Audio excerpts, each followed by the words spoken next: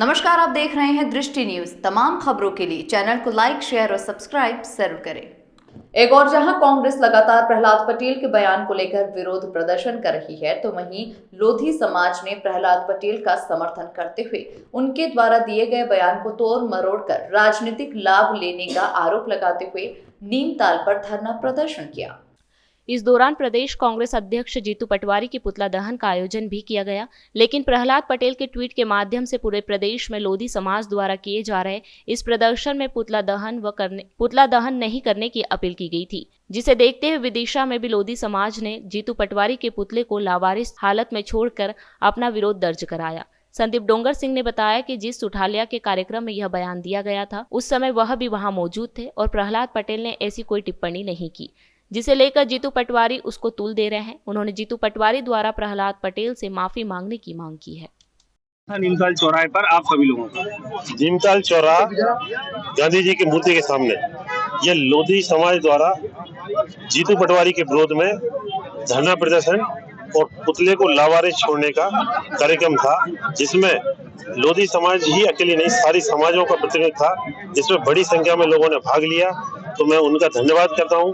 और ये आपको बता दूं कि धरने का उद्देश्य पिछले कुछ दिन पहले सुटालिया में लोधी समाज का रानी अवंतीबाई की मूर्ति का अनावरण कार्यक्रम था, जिसमें प्रहलाद पटेल जी उस कार्यक्रम में पहुंचे थे और भी बड़ी संख्या में कई लोग थे। सामाजिक कार्यक्रम था और मैं खुद उस मंच पर बैठा हुआ था, तो जिसमें उन्होंने सिर्फ इतना कहा था कि लोधी समाज एक स्वाभिमानी समाज है और इसे लोगों के सामने या सरकारों के सामने हाथ नहीं फैलाना चाहिए।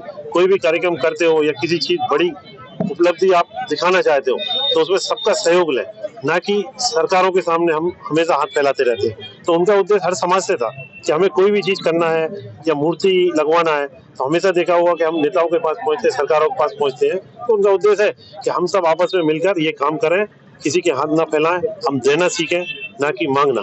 तो इसी बात को लेकर जीतू पटवारी ने अनावश्यक बयानबाजी की। उन्होंने इसको बोला कि लोगों को भीख मांगने की आदत बन गई है। तो जिस बात का एक छोटे पत्रकार किसी ने ये बात उठाई, बाद में कुछ पेपरों ने हमेशा पॉजिटिव छापा, लेकिन उस दिन एक पेपर की जरा सी गलती की वजह से ये बात का विवाद बना। बाकी कोई उनका उद्देश्य ये नहीं था, वो स्वाभिमान की राजनीति करते हैं। अब कभी कोई भी बात ऐसी आती है तो हमेशा उन्होंने लोगों से यही कहा कि हमें गलत लाइन नहीं पढ़ना।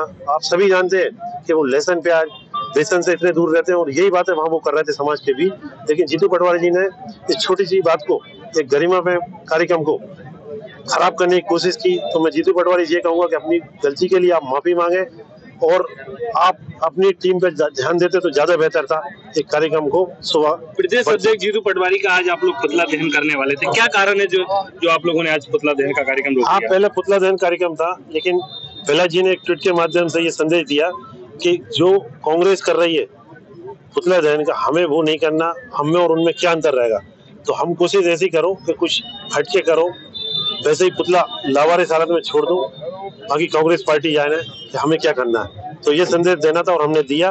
वो बड़ी संख्या में विदिशा और आसपास के लोग आए और उसमें कोई लोधी समाज नहीं, सभी समाजों के लोग थे। तो मैं उन सबका आभार और धन्यवाद व्यक्त करता हूँ।